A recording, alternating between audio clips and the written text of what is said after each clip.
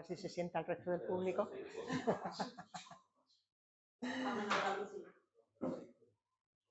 ¿Por qué? Lo primero, ¿por qué el arroyo bejarano? Bueno, pues aquí tenéis un poco la explicación. En este gráfico lo que tenemos es la riqueza, el número de especies en diferentes zonas que hemos estudiado desde el grupo de Myrmecología de la Universidad de Córdoba. La myrmecología es el estudio de la hormiga. Y bueno, el grupo de myrmecología que dirige el profesor Joaquín Reyes, en diferentes proyectos hemos trabajado en muchas zonas de la provincia. Aquí tenéis datos, por ejemplo, número de especies en distintas de esas, son los cuadritos en azul, en distintas zonas de la campiña, de la Vía Verde de la Campiña, trabajo que hicimos junto con la Diputación de Córdoba con Francisco Sánchez Polaina, allí presente, y en distintas zonas urbanizadas, en jardines, Jardín de Vallellano, el Jardín del Aulario de Rabanales. Entonces veis que el arroyo bejarano y el arroyo del Molino destacan con el número de especies que tienen. Y no solamente tienen un elevado número de especies, que nos invitaba a ir año tras año a tomar muestras allí, sino que además hay muchas especies que son interesantes desde el punto de vista de la conservación. Interesantes porque son raras, porque son endémicas o porque son indicadoras de ambientes en buen estado de conservación. Estos resultados que obtuvimos con las hormigas los refuerzan otros grupos faunísticos. Tuvimos hace poco una jornada sobre el arroyo bejarano dentro de un proyecto de restauración del medio que estamos trabajando con la Confederación Hidrográfica del Guadalquivir, la Universidad de Córdoba y Acción Ecologista Guadalquivir, y se habló de muchos grupos faunísticos en el arroyo bejarano. Uno de ellos fueron las aves, que estuvo el compañero Fernando Díaz hablando de las aves, y comentaba que la comunidad que allí hay es una comunidad disruptiva en el sentido de que es muy distinta a lo que se encuentra en los alrededores. O sea, lo más próximo que hay, que sea más parecido, es en Sierra Norte de Sevilla. Luego ya, si queremos encontrar grupos faunísticos parecidos a una comunidad parecida de aves, nos tenemos que ir a zonas más septentrionales, más al norte o zonas más altas. Entonces, refuerza el carácter singular de la zona. También los peces, porque se ha encontrado allí cacho y calandino, que sabéis que son una especie endémica, y la fauna de agua dulce, Paco nos podría instruir sobre ello. Sabéis que es de las más castigadas que hay. O sea, los medios acuáticos, bueno, y Agustín también, los medios acuáticos continentales son posiblemente los que están en mayor peligro dentro de cualquier tipo de ecosistema terrestre. Entonces, que haya cacho y calandino. También en temas de anfibios, que esté una población de tritón jaspeado. En temas de macroinvertebrados acuáticos, pues hay una serie de especies de libélulas que son características de zonas bien conservadas, de zonas de arroyos de cabecera bien conservados, y supongo que otros macroinvertebrados acuáticos les pasará igual. No sé si habréis muestreado otro tipo de invertebrados. Pues todo ello contribuye al carácter singular de la zona, y tanto es así que se declaró Reserva Natural Fluvial en el año 2015. En Córdoba, que yo sepa, y si me equivoco me corregí, hay 4 reservas naturales fluviales: el Bejarano, el Puzna, el Bailón y me falta otro, el Guadalhora. ¿Vale? Entonces, como digo, todos estos resultados que nos demostraban que había una fauna y una zona también conservada, nos invitaban a ir año tras año a integrar esa zona en los distintos proyectos en los que hemos trabajado. Hemos estado trabajando, creo que son 17 o 18 años los que tenemos muestreados allí. ¿Cuáles son los servicios ambientales de los bosques de ribera? Pues tienen múltiples o cumplen múltiples servicios ecosistémicos del ecosistema, tanto para el medio físico como para el medio biológico y también para el hombre. Aquí tenéis algunos de los más importantes. El bosque de ribera frena la erosión del suelo, realiza un control climático, tanto por la sombra que dan los árboles y los arbustos, como por la captura de dióxido de carbono de las propias plantas. Es sumidero fuente de nutrientes, hábitat de múltiples especies, corredores ecológicos. Esto es muy significativo, por ejemplo, en medios como el que tenéis en la foto, que es una zona de campiña, que cuando tú vas con el coche por la campiña y ves un río con un bosque de ribera potente, pues se ve a la legua, ¿no? Y te da una sensación de verdor y de que allí hay vida. que la campiña también tiene su vida, por supuesto, pero en este sentido pues funcionan como corredores ecológicos. Y como digo, dan heterogeneidad y calidad de paisaje, no lo que comentábamos antes. Luego, pues para el hombre, os comento lo del placer estético y emocional del grupo Cántico. Sabéis que el grupo Cántico, muchos de sus participantes iban a esta zona del Bejarano y del Arroyo de Molino a disfrutar y a inspirarse para su obra. Y es una buena herramienta de educación ambiental. Me parecía importante comentar esto por lo que pongo aquí, el desconocimiento que tiene gran parte de la población sobre las funciones que tienen los bosques de ribera. Y es peor que el desconocimiento, es una mala interpretación para lo que sirve un bosque de ribera. Cuando ha estado lloviendo tanto estos días, pues yo, como todos vosotros seguro, y media Córdoba o si no toda, me he asomado al río Guadalquivir, ¿no? A ver cómo iba. Y total que a la vuelta para casa me encuentro una señora, una amiga, y le digo, he estado viendo el río, está muy alto y tal, digo, pero más que agua lo que corría era barro, o sea, es que era una corriente de barro. Y me dice, sí, sí, está súper sucio el río, lleva un montón de jaramagos. Y yo no he dicho nada de jaramagos, yo he dicho barro, ¿no? Y además, en todo caso, veo un neumático corriendo, una botella, pero bueno. Y cuando la Dana, con un vecino en el ascensor, también me dijo, antes se limpiaban los ríos, se limpiaban los arroyos, se quitaba toda la maleza y no pasaban estas cosas. Ya la palabra maleza ya me pone un poco descompuesta, porque maleza viene de malo. O sea, si ya la mayoría de la población, o una gran parte de la población, entiende que la vegetación de ribera es mala, ¿no? Entonces nosotros, que la mayoría, todos somos amantes de la naturaleza, naturalistas, muchos biólogos y muchos educadores, pues yo creo que es importante que quitemos un poco ese preconcepto que hay, que es tan negativo y falso. Lo mismo que digo que el bosque de ribera tiene unas funciones tan importantes y los medios continentales en general, de aguas continentales en general, son medios muy frágiles. Entonces aquí os pongo algunas de las amenazas que tienen. Bueno, hay por ahí un dato que dice que en los últimos 200 años en Europa se han perdido un 80% de la vegetación de ribera. Es una burrada, un 80% se ha perdido. Y ahí tenéis algunas de las amenazas que tiene en general los bosques de ribera, los medios acuáticos continentales, los arroyos, los ríos y también especialmente el arroyo Bejarano. Entonces, el primero que he puesto ha sido el de la canalización dentro de zonas o la urbanización, porque supongo que habréis visto en prensa que para luchar contra las inundaciones que ha habido en estos últimos días se van a canalizar algunos arroyos de la Sierra Cordobesa. Entonces, el arroyo del Moro, el arroyo de los Morales, el arroyo de San Cristóbal y un cuarto que es el arroyo de Maestra Escuela, pues está el proyecto en internet, que vamos, lo tenéis en internet, el proyecto del Ministerio para canalizarlo, ¿no? La sobreexplotación del acuífero, pues eso es un problema muy grave que tiene el Bejarano. Y lo triste o lo llamativo es que esa sobreexplotación se debe al uso muchas veces de pozos que son ilegales, o sea, urbanizaciones ilegales, casas ilegales, pozos ilegales que están sacando agua del arroyo para sus piscinas, para sus huertos y están secándolo. O sea, un arroyo que era de agua permanente ahora se seca en verano. Que sí, que tenemos sequía, ahora no, pero digamos que estamos en un periodo de sequía, que está el cambio climático afectando, pero que lo que está sacando el agua son los pozos, ¿vale? Contaminación del agua, pues lo mismo pasa con el arroyo Bejarano. Estas casas, que muchas veces son ilegales, tienen unos pozos negros que se filtran y contaminan el agua subterránea. Igual también que el ganado que hay también por allí, por el Bejarano, también entran al río y contaminan. Deforestación, introducción de especies alóctonas. Cuando se nombró Reserva Natural Fluvial, el Bejarano se decía que no había ninguna, era como uno de los requisitos para el nombramiento de esta zona, que no hubiera especies alóctonas. Ahora ya tenemos cangrejo rojo americano.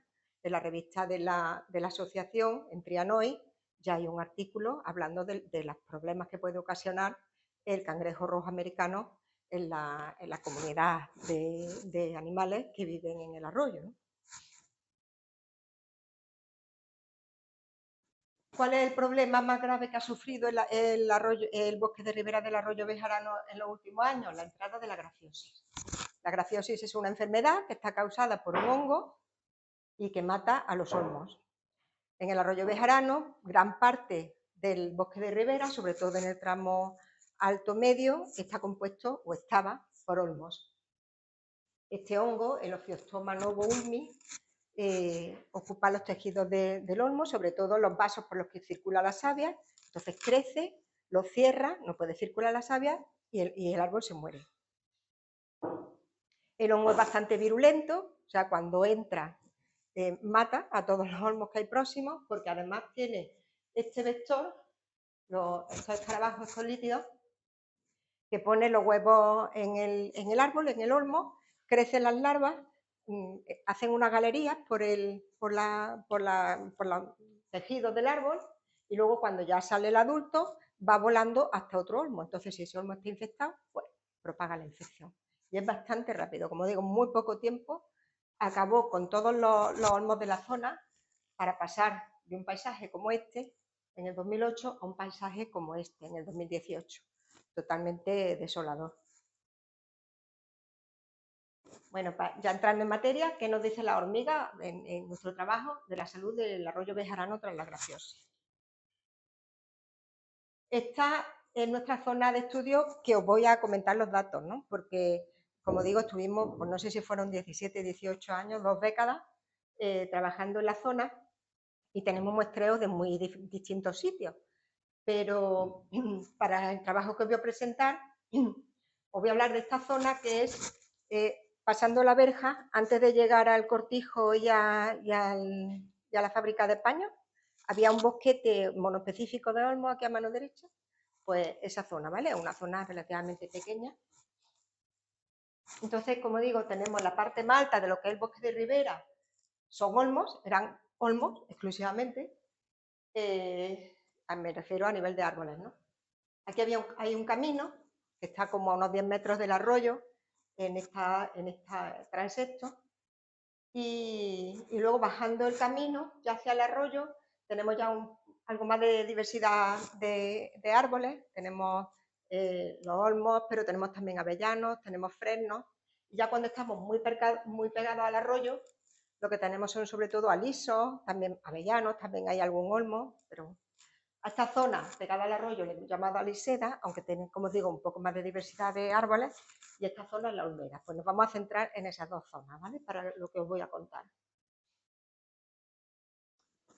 La metodología, pues en esas dos zonas teníamos unos transectos con unos puntos de muestreo en los que estudiábamos la cobertura vegetal y las hormigas. Para las hormigas utilizábamos unas trampas de caída, que son unos vasitos pequeños que se entierran a ras del suelo, con lo cual, sin ningún tipo de atrayente ni nada, con lo cual las hormigas que pasan caen y nosotros pues vemos qué especies son y cuántos individuos hay. Se tienen en campo 48 horas también para que estén de día y de noche, porque las distintas especies de hormigas muchas veces tienen distintos ritmos de actividad. Y luego la cobertura vegetal, decíamos qué había encima de cada trampa, o sea, decíamos, esta trampa tiene encima pues tal matorral o tal árbol, y luego además hacíamos unas fotos hemisféricas que son con la cámara así hacia arriba, con una lente ojo de pez, a una altura aproximada de 1 metro, y se obtienen este tipo de fotos, y este programa, el EmiView, nos dice que, entre otras muchas cosas, qué porcentaje de la foto está el cielo descubierto o tiene cobertura vegetal. Bueno, pues estos son los resultados de la cobertura de la aliseda, de la zona que pegaba mucho al arroyo. Aquí tenéis una línea que marca el año en el que empiezan a verse olmos enfermos, que fue en el año 2010.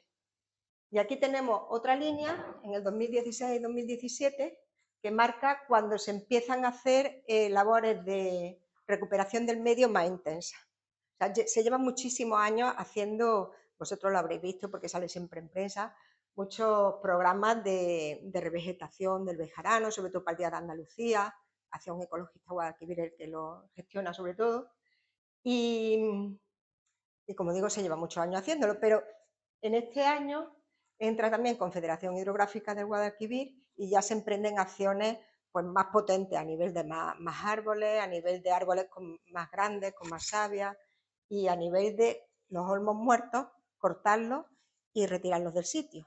Porque quitar esos árboles muertos favorecían las tareas luego de revegetación y bueno, se emprendió ese tipo de acción, ¿no?, para recuperar el medio. La lisera, bueno, lo primero que vemos es que tiene una cobertura súper alta, ¿no?, de entre el 80 y el 90%.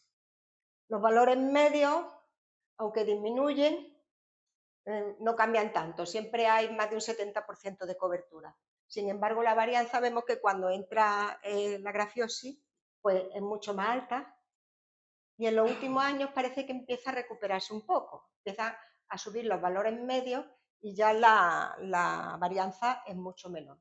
Esta es la situación en la zona que pega al arroyo. En la zona de la Olmeda es muy distinta. Tenemos también una cobertura altísima, porque es que era un bosquete súper cerrado de olmos, de un 80 y un 90% antes de la grafiosis. Entra la grafiosis y disminuye muchísimo la cobertura. Tenemos aquí la foto hemisférica.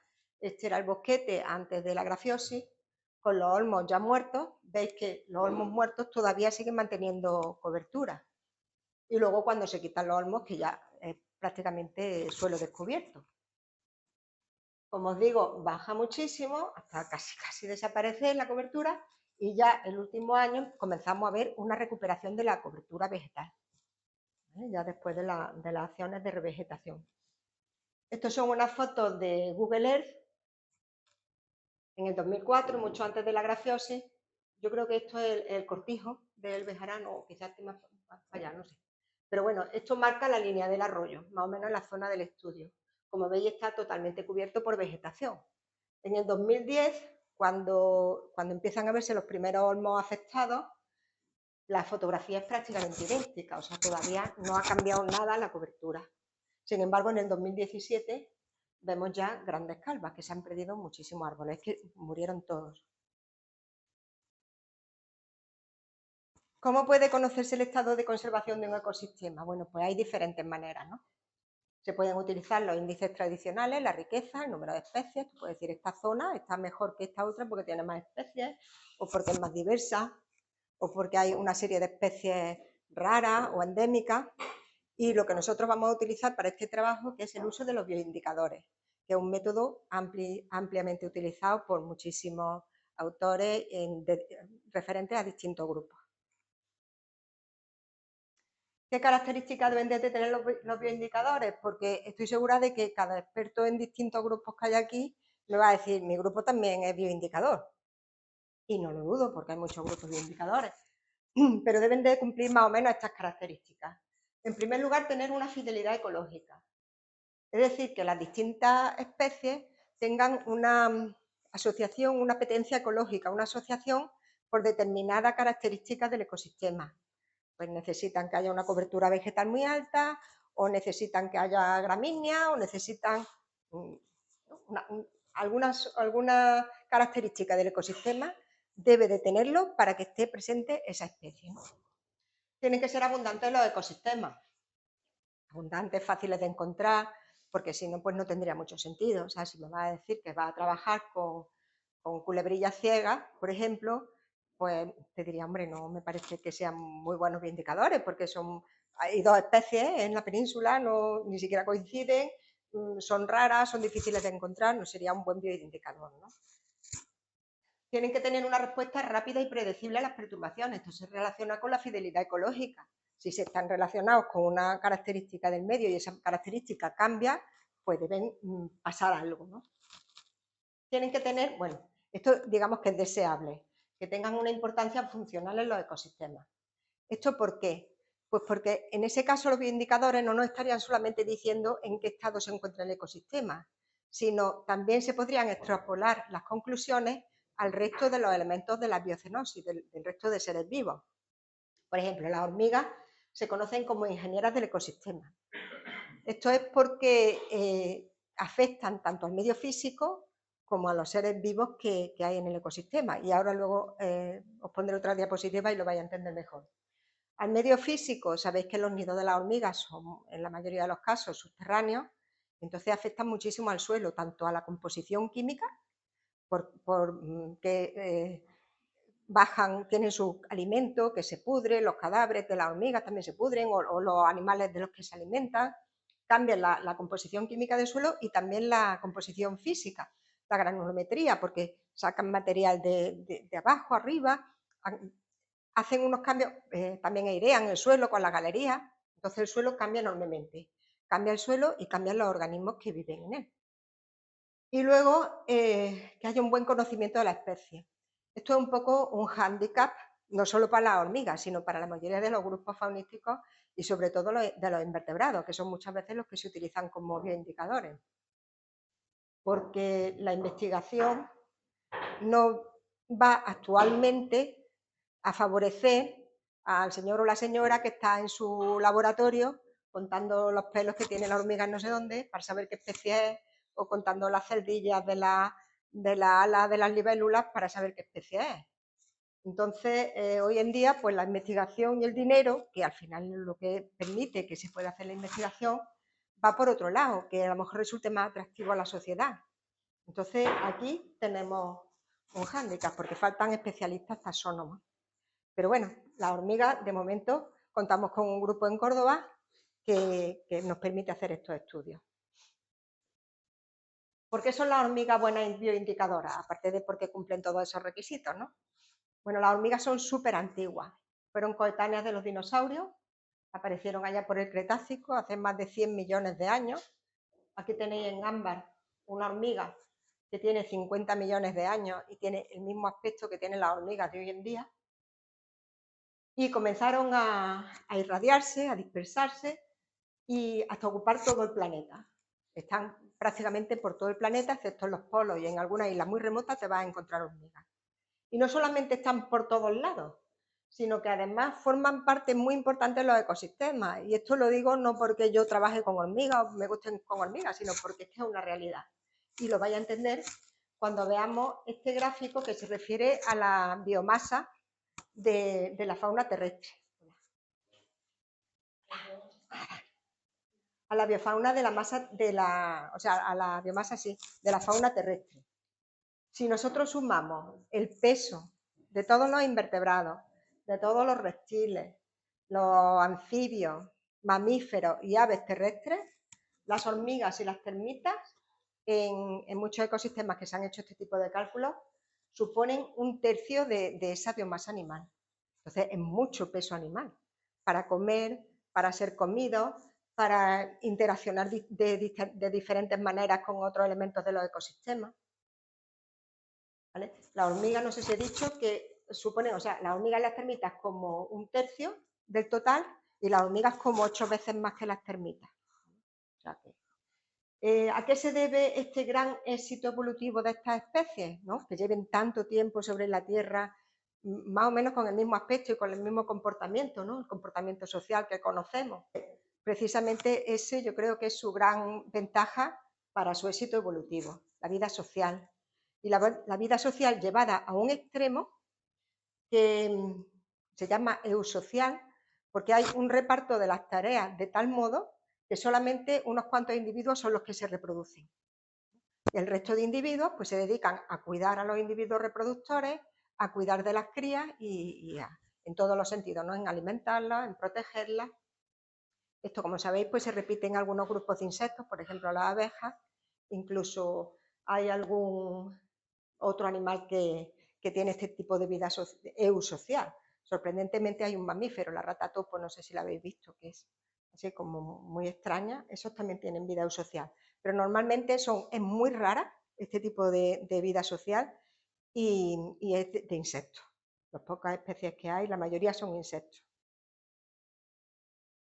Esta dispersión de las especies por todo el planeta hizo que, y un tanto tiempo en el planeta, hizo que se dedicaran a explotar distintos nichos ecológicos y que se separaran en diferentes especies. Hay muchísimas especies de hormigas, más de 15.000 especies.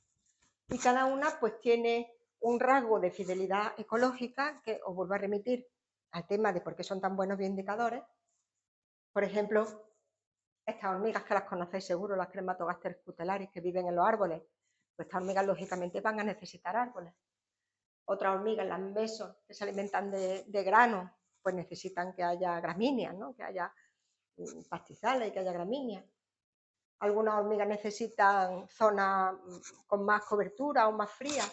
Estas hormigas son las cataglifis, que son las hormigas más termófilas que tenemos, que son las que ves corriendo en mayo o junio a mediodía con el suelo a más de 50 grados, son las únicas que salen. Hay especies que estas más o menos son naturales, otras se alimentan de néctar. Estas especies que son invasoras y que en sus lugares de origen pues viven en el medio natural, pero cuando salen de sus lugares de origen van asociadas al hombre, entonces normalmente se encuentran en medios urbanos.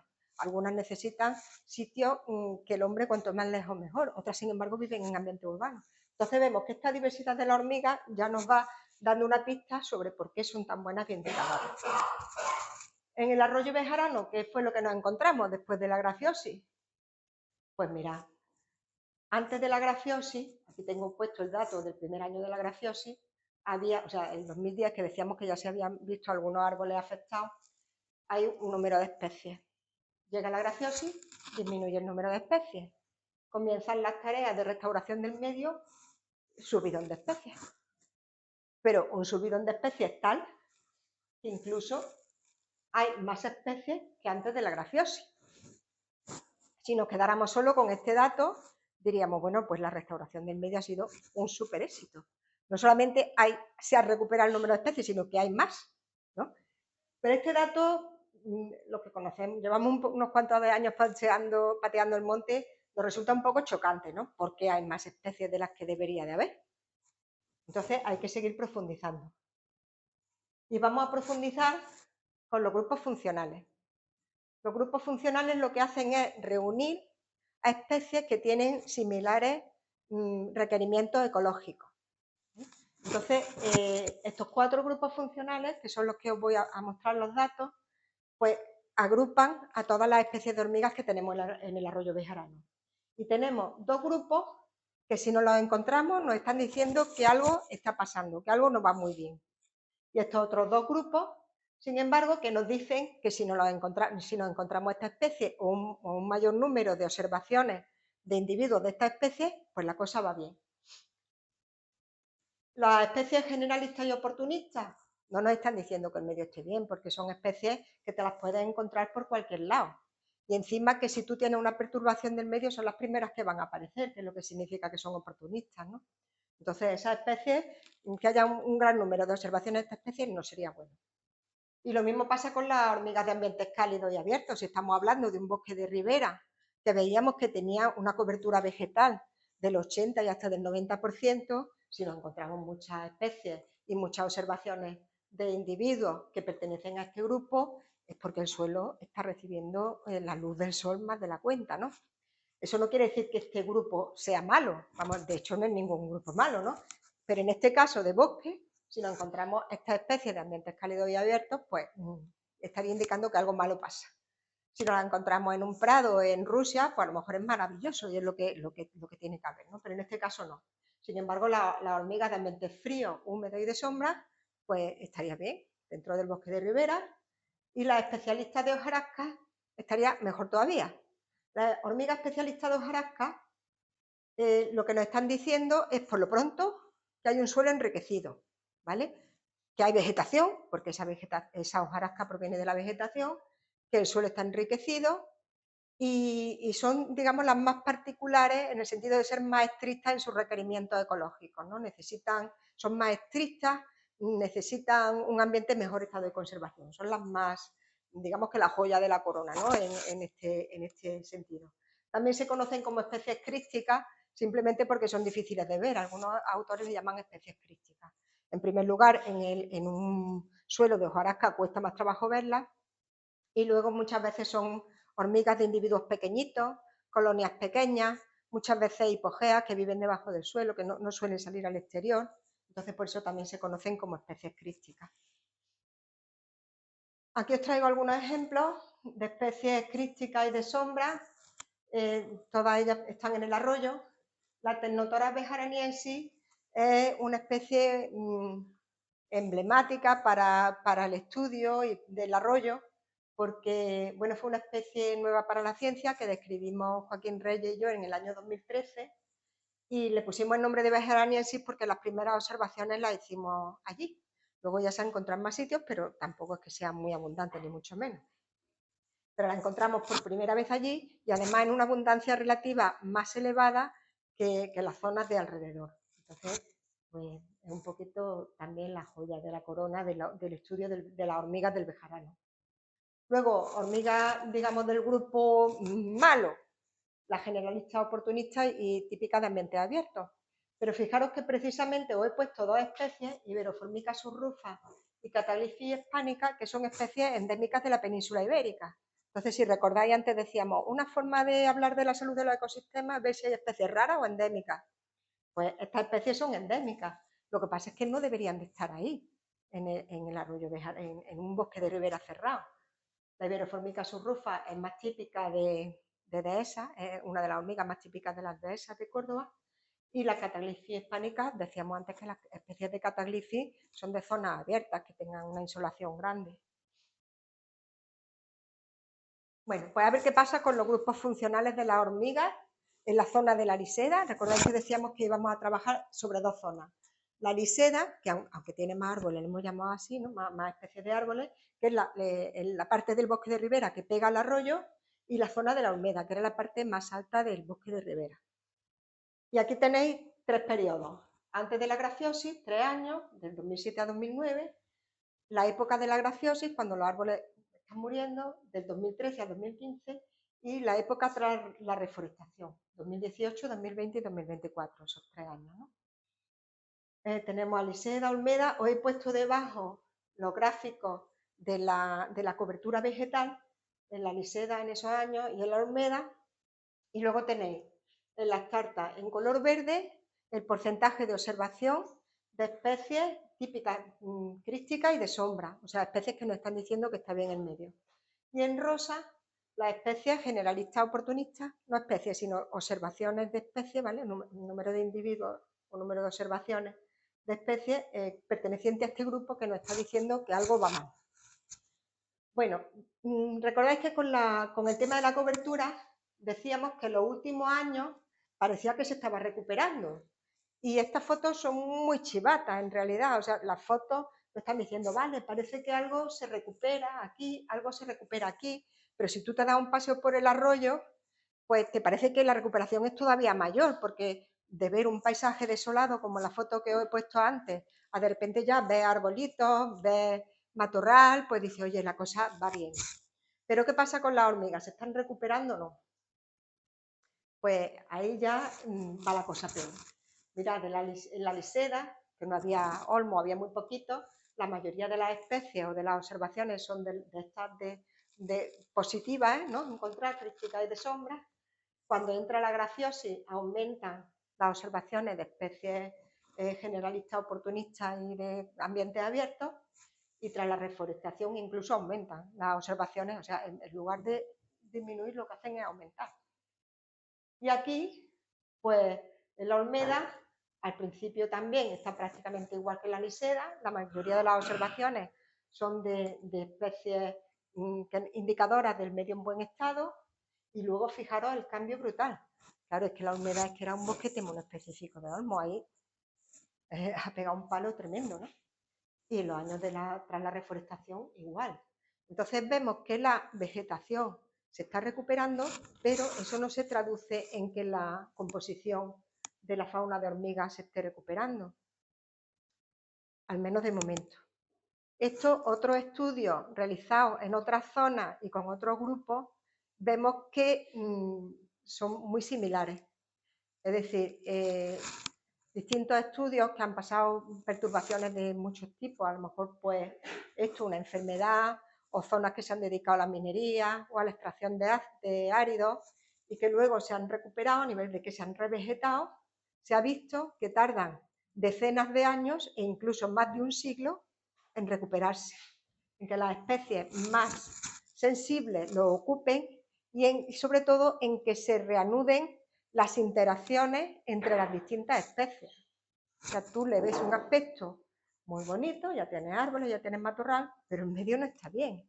En realidad todavía les falta mucho, pero mucho, hasta un siglo, ¿no? Un estudio concreto que me estoy acordando, que era de una zona de minería, había pasado más de un siglo y decían que todavía no estaba bien. De aspecto, sí, pero que todavía no estaba bien en ese sentido, ¿no? Esto que hemos visto para el arroyo Bejarano podría ser un caso particular, ¿no? Algo que ha pasado allí y que luego no se puede extrapolar a otros sitios. Entonces hicimos una comparación con zonas próximas, pero lo suficientemente alejadas como para que tengan distintas características a nivel de vegetación, a nivel de cobertura y a nivel de composición de especies de hormigas. Entonces, en la zona del río Guadiato, casi la desembocadura entre el Bejarano y el arroyo del Molino, una dehesa próxima al arroyo Bejarano y el arroyo del Molino, a lo mejor no tenemos los 17 o 18 años que tenemos del arroyo Bejarano, pero sí tenemos muestras antes de la grafiosis, durante la grafiosis y después de la grafiosis. Entonces vamos a ver si lo que nos pasó en el Bejarano es lógico con respecto a lo que pasó en otros lugares, en estos otros 3 lugares, ¿no? Aquí tenemos la cobertura arbórea, Bejarano, Guadiato, Molino y dehesa. Tenemos aquí el porcentaje de trampa que teníamos, bueno, el porcentaje de cobertura de olmos, ¿vale? Entonces, en los sitios concretos en los que hacíamos el estudio, claro. Entonces, en el Bejarano decíamos que había muchísimos olmos, prácticamente 3/4 de los árboles en la zona que muestreamos eran olmos. El Guadiato como una 1/3 parte, también hay bastantes olmos. En el arroyo del Molino ya hay menos olmos y en la dehesa no hay olmos, porque no tiene que haberlo. Tenemos 2 puntos para cada una de las zonas, antes de la grafiosis y después de la grafiosis, antes y después. Y luego en el Bejarano tenemos un 3er punto, como veis, que es después de que se emprendieran estas labores de recuperación del medio con la tala y la retirada de los árboles muertos. Entonces vemos que donde hay más olmos es donde hay una diferencia de cobertura, lógicamente, antes de la grafiosis y después de la grafiosis. Donde no. Bueno, la cobertura inicial muy alta en los 2 arroyos y en el río. Entra la grafiosis, donde hay más olmos, pues hay diferencias significativas en la cobertura. En el arroyo del Molino hay unos poquitos olmos, pero no solamente hay menos olmos, sino que además, como no se retiraron, los árboles muertos quedaron en el campo, fueron ocupados por lianas, por hiedras, por plantas trepadoras y seguían proporcionando sombra. Por eso no hay diferencia significativa en la cobertura. Y la dehesa, el punto de partida es una cobertura mucho menor y tampoco hay diferencias significativas, lógicamente, antes de la grafiosis y después de la grafiosis. Vemos cómo antes de la grafiosis y después de la grafiosis en el Bejarano hay diferencias significativas, pero es que también hay diferencias significativas y una bajada mucho más llamativa tras las labores de tala y retirada de los olmos muertos. Recordáis las fotos hemisféricas que puse, los árboles muertos siguen dando cobertura, pero ya una vez que los quitas, pues lógicamente la diferencia es mucho más significativa. Los grupos funcionales de las hormigas, ¿cómo estaban? Antes de la grafiosis, en el Bejarano decíamos que había muchas especies de este grupo, del grupo de las especies de hojarasca y también del grupo de las especies de sombra, y que necesitan humedad, que necesitan sombra.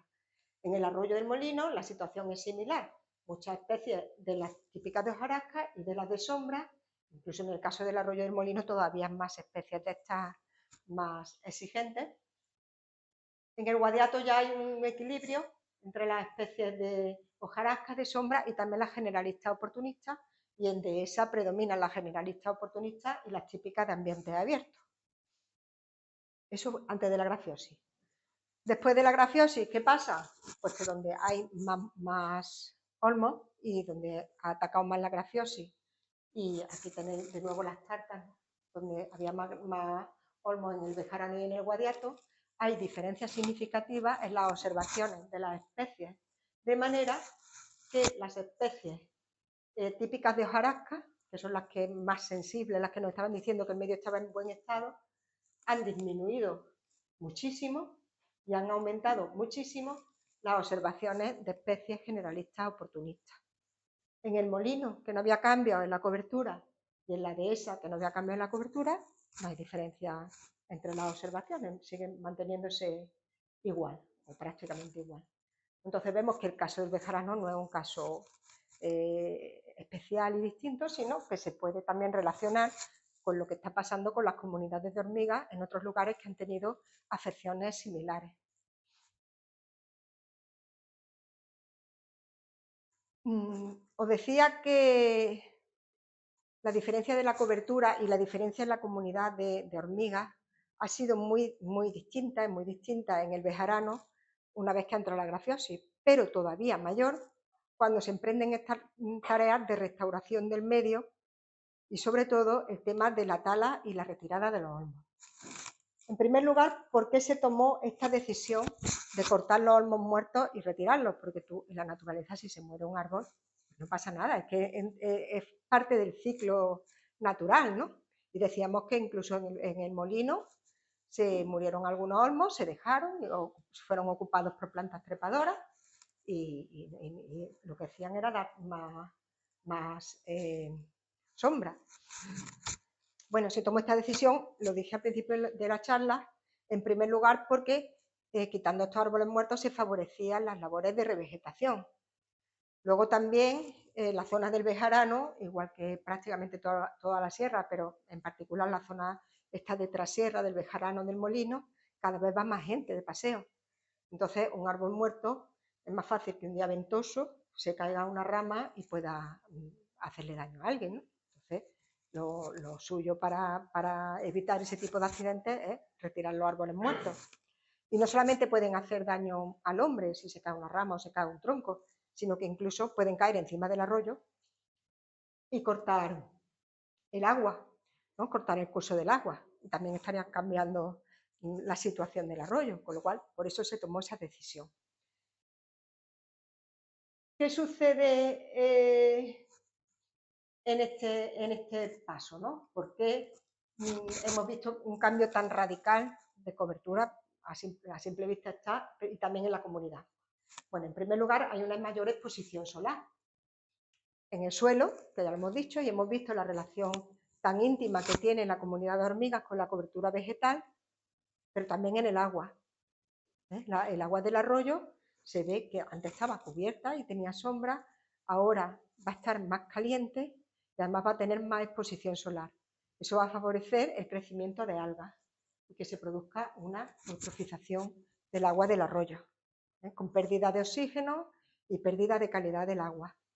Y asociado a lo que puede afectar a la fauna acuática. En este paso también tenemos una erosión del suelo que también hace que se pierda suelo y que se empobrezca y que afecte a todos los organismos que viven allí. Y encima, ese suelo que se pierde va al arroyo. Por el arrastre, el arroyo queda más bajo, cuando llueve el arrastre lleva esos sedimentos al arroyo. Y ha cambiado totalmente en algunas zonas el aspecto del arroyo, del suelo del arroyo, que antes a lo mejor estaban los travertinos, había guijarros, ahora te encuentras en algunas zonas pozas con un sedimento que antes no existía. Entonces, todo eso está afectando a la fauna de macroinvertebrados acuáticos, por ejemplo. A nivel de libélulas, pues hay cada vez más libélulas que las larvas se entierran en el sedimento que antes no estaba y cada vez hay menos observaciones de las libélulas que habían antes, que eran, como digo, pues indicadoras de ambiente en buen estado de conservación. También se utilizó maquinaria pesada, que sabéis que compacta el suelo y también lo empobrece. O sea que fue una medida que se tomó por unas razones, pero que tuvo unos efectos inmediatos muy negativos. Entonces, el argumento de no se puede hacer una tortilla sin romper los huevos, pues sí, es cierto, a lo mejor se puso en una balanza que es mejor o que es peor, dejar los olmos o no dejarlos, y se decidió quitar. Pero quizá se hubiera podido romper los huevos de una forma un poco más sutil, mejor, ¿no? Aquí os traigo los resultados de un trabajo de estos investigadores del CSIC en Galicia, que dan 10 pasos para recuperar los ecosistemas forestales quemados. Ellos hablan de incendios, pero dicen que también se pueden extrapolar a otro tipo de desastres medioambientales. Entonces, a medio y largo plazo comprende la revegetación con árboles y arbustos, pero de forma inmediata primeras actuaciones, ellos dicen antes de las lluvias, porque en Galicia si hay un incendio y se va a propagar es en verano, cuando no llueva, porque si no, sabéis que llueve mucho y lo más normal es que no se propague. Entonces los incendios más peligrosos, pues igual que en todos lados, son en verano, igual que en todos lados en la península, son en verano. Entonces, antes de la lluvia, le están diciendo que en unas semanas hay que tomar de medida urgente estas actuaciones, que están dirigidas a que el suelo no se pierda, a proteger el suelo.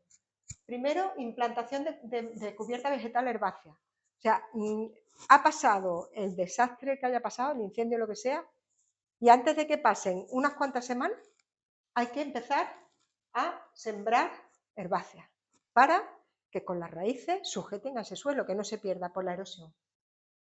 Además hay que enriquecer ese suelo que se ha destrozado con microorganismos, con cianobacterias, micorrizas, y también acolcharlo con paja y corteza, dicen ellos, pues lo mismo, para que no se pierda el suelo. Entonces dicen, en todos estos casos se procurará evitar o reducir al máximo toda perturbación del terreno afectado por los incendios, en este caso, como por ejemplo el tránsito de maquinaria o la remoción del suelo. El futuro del monte depende de que se proteja el suelo contra la erosión. O sea que la revegetación viene como a medio y largo plazo. En primer lugar, proteger el suelo, porque si no tenemos suelo, no vamos a tener vegetación tampoco. Como resumen y conclusión, bueno, pues hace unos años encontrábamos en el Bejarano una elevada riqueza de especies de hormigas, con una gran diversidad, y en la que sobresalen las especies interesantes desde el punto de vista de conservación, porque nos están indicando que el medio está en buen estado de conservación. Cuando aparece la grafiosis, disminuyen estas especies interesantes, aumentan las especies oportunistas y de ambiente abierto. Sí que tengo que decir que algunas de las especies sí se vio una mejoría. Por ejemplo, la Tecnotora bejaraniensis que os contaba antes, prácticamente llegó casi a desaparecer cuando apareció la grafiosis, pero luego se ha ido viendo una recuperación, ¿no? Pero en general todavía la comunidad desde luego no está bien. La cobertura se va recuperando, pero el arroyo se ha perjudicado mucho y la fauna continúa en mal estado. La recuperación es muy lenta, como hemos dicho, de decenas de años o ni se sabe cuánto. ¿Hay esperanza en que volvamos a tener un arroyo bejarano como lo teníamos? Igual no va a estar, porque el bosque de Olmos ya no va a estar como antes, que era un sitio precioso. Se han sembrado una diversidad de especies nativas y se están plantando, y ahora está el proyecto también, ya se han plantado bastantes árboles y todavía falta otra campaña para plantar más árboles y arbustos. Y lo que se ha hecho ha sido elegir una diversidad de especies en lugar de solo olmos, que en realidad lo que está haciendo el bosque es más resiliente, más capaz de responder a este tipo de problemas. Y también se han sembrado olmos resistentes a la grafiosis. O sea, se han ido seleccionando en distintos grupos de investigación, han encontrado que algunos olmos eran más resistentes a la grafiosis, o se obtienen clones de esos árboles o se hacen cruces con esos árboles y en principio parece que son resistentes a la grafiosis, también se han utilizado y se van a seguir plantando olmos resistentes a la grafiosis. Entonces, ¿hay esperanza? Pues sí, a largo plazo no va a estar igual, pero sí, pero con reserva. Y la gran reserva es el tema del agua, bajo mi punto de vista. Un arroyo que era de aguas permanentes es que ya ha cambiado la forma de funcionar, ya es de aguas temporales, pasa como con el Pedroche y con muchos otros arroyos que eran de aguas permanentes y ahora son de aguas temporales.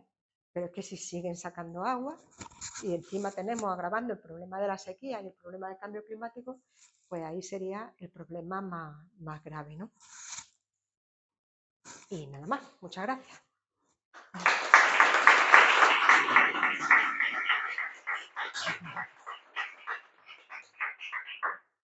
Si tenéis alguna pregunta o alguna duda.